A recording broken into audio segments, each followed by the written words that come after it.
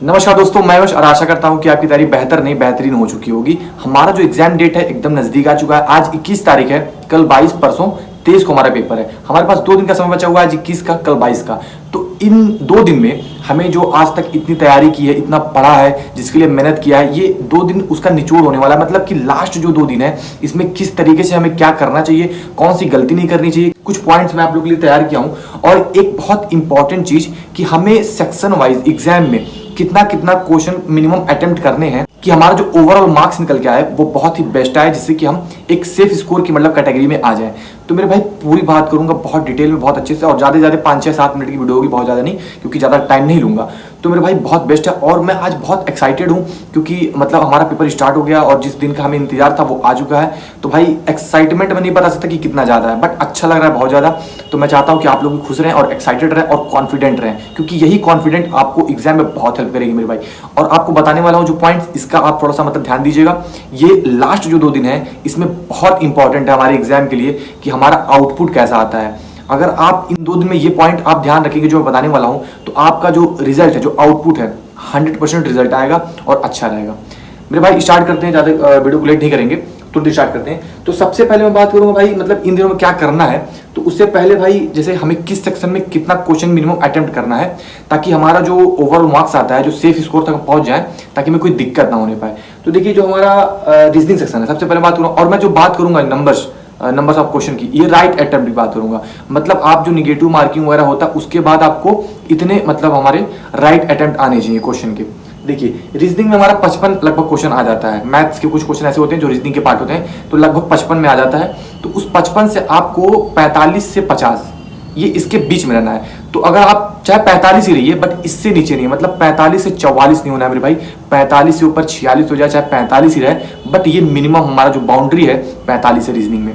इसके बाद मेरे भाई हिंदी में 30 हमारा होना चाहिए, क्योंकि 30 मतलब हिंदी में बहुत बड़ी बात नहीं है, थोड़ा अगर मेहनत किया होगा तो हो जाएगा। इसके बाद मेरे भाई जीके जीएस में 20, क्योंकि मैंने 20 क्यों रखा है, देखिए 37 नंबर के क्वेश्चन आते हैं जीके जीएस में, बट 37 क्वेश्चन आते हैं, बट हमने जीके में 20 इसलिए रखा है क्योंकि भाई जीके जीएस थोड़ा सा मतलब इस कैटेगरी में आता है कि उसमें कुछ क्लियर नहीं कर सकते कि हम कितना कर सकते हैं। तो इसलिए भाई इसको मैंने मिनिमाइज करके रखा है। सेक्शन को उसी अकॉर्डिंग मैंने डिवाइड किया है जो मतलब हम एकदम मिनिमम लेके चल सके कि हाँ इतना हम कर सकते हैं, और इतना जरूरी है हमारे एग्जाम के लिए, इतना हमको करना भी पड़ेगा मेरे भाई। इसके बाद मेरे भाई मैथ्स आता है। मैथ में 15 से 16 क्वेश्चन, भले ही 15 करिए कोई बात नहीं, बट 15 से नीचे नहीं जाना चाहिए। ये हमारी बाउंड्री लाइन थी जो मैंने बताई है। ओवरऑल हमारा निकल के आएगा 111-12 क्वेश्चन, जो कि हमें लगभग 224 नंबर देके जाएगा मेरे भाई। और हम 220 प्लस अगर हो जा रहे हैं तो ये मान के लिए कि हम एक सेफ कैटेगरी में आ जाएंगे मेरे भाई। एटलीस्ट मतलब इतना तो हमें लाना है, इसके ऊपर आ जाए तो फिर वेल एंड गुड है, बट अगर मिनिमम स्कोर देखा जाए तो 220 प्लस मतलब हमें लाना चाहिए भाई। तो ये हमारा हो गया एक तो मतलब सेक्शन वाइज कि हमें इतना इतना अटेम्प्ट करना चाहिए। अगर आप इससे ज़्यादा करते हैं तो भाई मच एंड गुड है, बट एट लिस्ट की बात करूंगा तो इतना तो करना ही करना है मेरे भाई। तो इस तरीके से हमारा थोड़ा सा मतलब शेड्यूल का सेक्शन वाइज था कि इतना इतना हमें मार्क्स चाहिए। देखिए भाई ये जो मार्क्स है ये डिपेंड करता है कि हमारी तैयारी कैसी है, तभी ये इतना आ पाएगा। बट हमारा जो लास्ट 2 दिन है, हम कोशिश करेंगे कि इस 2 दिन में जो हमने तैयारी की है उसका एक निचोड़, उसका एक प्रॉपर यूज करके मतलब जो हम अपने नंबर को मैक्सिमाइज कर सकते हैं, 3-4 नंबर, 5 नंबर, 6 नंबर, वो बढ़ा लें जितना हो सके। तो वही बात बताऊंगा, ज़्यादा प्रेशर नहीं लेना, बहुत ही लाइट सी चीज़ें बताऊंगा, बहुत लाइट से शेड्यूल बताऊंगा, वो यूज़ करना बहुत ही बेस्ट होगा। ज़्यादा लोड नहीं लेना है। करना कैसे है, 3-4 पॉइंट है, सुनिएगा। पहला पॉइंट है मेरे भाई कि लास्ट जो 2 दिन बचा है आजकल का, इसमें हमें मॉक नहीं देना है। इस बात का बहुत ध्यान दीजिएगा। मॉक एक भी मत लगाना, मॉक लगाना तो मिनी मॉक लगाना, फुल मॉक मत देना मेरे भाई। उसका रीज़न मैं ये मानता हूँ कि अगर आपने मॉक लगाया, अच्छा नंबर आ गया, 200 प्लस 230 प्लस आ गया, तो भाई बहुत बेस्ट है, बहुत कॉन्फिडेंट आएगा। बट अगर इन केस बाई फॉल्ट किसी भी तरीके से हमारा मार्क्स नीचे चला जाता है 200 से, तो भाई जो डिमोटिवेशन आएगी ना, जो मतलब दिक्कतें होंगी, और इस टाइम पे लास्ट टाइम जो हमारा फियर होता है वैसे भी रहता है कि मतलब भाई एग्जाम आ गया, कैसे होगा, क्या होगा, तो वो फियर और बढ़ जाएगा भाई। और जब और बढ़ जाएगा, आप यकीन मानिए मेरे भाई, मतलब ये बहुत हार्म करेगी हमारे एग्जाम के लिए, बहुत ही दिक्कत करेगी हमारे एग्जाम के लिए। तो इसलिए इस लास्ट 2 दिन में मॉक नहीं लगाया जाता है। मैं ये मतलब खुद का ओपिनियन बता रहा हूँ, सबका अलग हो सकता है। तो भाई मैं ये कहूँगा कि इस लास्ट 2 दिन में मॉक मत लगाना। अगर लगाना हो तो मिनी मॉक लगाना, सेक्शन वाइज, जैसे जीके जीएस का लगा लिया तो ठीक है, कोई बात नहीं, प्रैक्टिस हो गया आपका, हिंदी का लगा लिया, रीजनिंग वो चलेगा, बट फुल मॉक मत लगाना, ठीक है। पहला पॉइंट हो गया। दूसरा पॉइंट है मेरे भाई कि मतलब आपको कॉन्फिडेंस रहना पड़ेगा। इस 2 दिन में आपकी कॉन्फिडेंस, आपको जो अंदर का जो डर होता है, फियर, इसको बाहर निकाल के फेंको और कॉन्फिडेंस लाओ। कैसे लाना है वो आपके मोटिवेशन पर डिपेंड करता है। मोटिवेशन मतलब वीडियो वाला नहीं, खुद के अंदर से कि आपको जो वर्दी लेनी है किस लिए लेनी है, क्यों लेनी है, आपका जिद है, आपका पैशन है। मोटिवेशन अंदर से आना चाहिए कि भाई ये हमारा एग्जाम है, इसमें हमको अपना 100% देना है, हमें आउटपुट लेना है, इसका हमें रिजल्ट चाहिए। भाई आपको कॉन्फिडेंस मेंटेन करना होगा तब तक जब तक हमारा एग्जाम नहीं हो जाएगा। अभी से लेके एग्जाम के बाद तक कॉन्फिडेंस आपको मेंटेन करना, एग्जाम में भी बहुत इंपॉर्टेंट है भाई। तीसरा पॉइंट मेरे भाई, रिवीजन मतलब अभी 2 दिन में रिवीजन करें कि ना करें, क्या करें, ये बात सुनिए मेरे। रिवीजन देखिए करना तो बहुत जरूरी है। हमारे पास जो टाइम था 10, 15, 20 दिन से, वो रिवीजन का टाइम था, बट अभी जो है ये भी रिवीजन का टाइम है। बट क्या, अब आप थ्योरी तो पढ़ नहीं सकते हो, जीके जीएस का, हिंदी और पूरा मैथ रीजनिंग, बट करना क्या 2 दिन में मेरे भाई, बहुत सिंपल है। सबसे पहले मैं आपको बताऊंगा, अगर बाय द वे आप 10 घंटे पढ़ते होगे ना, तो अब आप 5-6 घंटे ही पढ़ना, मैं ये खुद रिकमेंड करूंगा आपको। बाकी आप अपने अकॉर्डिंग जो आपको अच्छा लगे वो कर सकते हो, बट मैं अपनी ओपिनियन बता रहा हूँ। 5-6 घंटे ही पढ़ना, बहुत लोड मत लेना। इस टाइम लोड लेना भाई, अगर आप 1 साल से जो तैयारी कर रहे हो, 1.5 साल से जितना पढ़े हो, अब आप चाहोगे कि 1 से 2 दिन में वो कवर कर लूँ, पॉसिबल नहीं है। जितना पढ़ना था हम पढ़ चुके हैं, जितना रिवीजन करना था पिछले 20 दिन से 25 दिन से रिवीजन भी कर चुके हैं। अब इस टाइम अगर पढ़ोगे तो वो भाई मतलब दिक्कत होगी। बट अभी 2 दिन में रिवीजन करना है, बट कैसे करना है देखिए, मैं आपको सेक्शन वाइज बताता हूँ। मैथ में जैसे फॉर्मूले हो गए इंपॉर्टेंट 2 डे 3 डे के, और भी कुछ चीज़ें हो गई, और कॉन्सेप्ट्स हो गए थोड़ी बहुत। अगर आपने नोट्स बनाई हो या फिर बुक से जिससे भी देखना हो, तो फॉर्मूले प्लस कॉन्सेप्ट थोड़ा ध्यान दे दो, जहाँ पे आपकी गलतियाँ होती हों।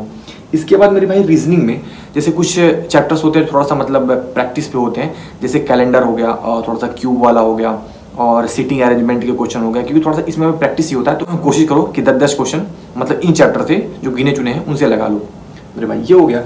इसके बाद भाई हिंदी और जीएस का क्या है, इसमें जैसे आपने जिस भी नोट से पढ़ा हो, जिस भी बुक से पढ़ा हो, तो उसमें जो आपने जैसे भाई अगर आप पढ़ते होगे तो अंडरलाइन तो करते होगे, चाहे पेंसिल से, पेन से, हाईलाइटर से, तो उस अंडरलाइन जो इंपॉर्टेंट पॉइंट्स हैं उनको क्लियर करते चले जाओ। इंपॉर्टेंट डेट्स जो हैं तो मतलब जहाँ आपकी गलतियाँ हो रही हैं उसको देख लो। जीके में, हिंदी में जो चीज़ें जैसे पर्यायवाची है, विलोम है, आप पढ़े हो तो आपको लगता हो कि हाँ इसमें गलती हुई, तो आपने टिक मार्क किया होगा, तो उसको देख लो। तो भाई इन चीज़ों को जो इंपॉर्टेंट है इस लास्ट टाइम में यही करना है, यही रिवीजन का बेस्ट तरीका है मेरे भाई, मैं ये मानता हूँ।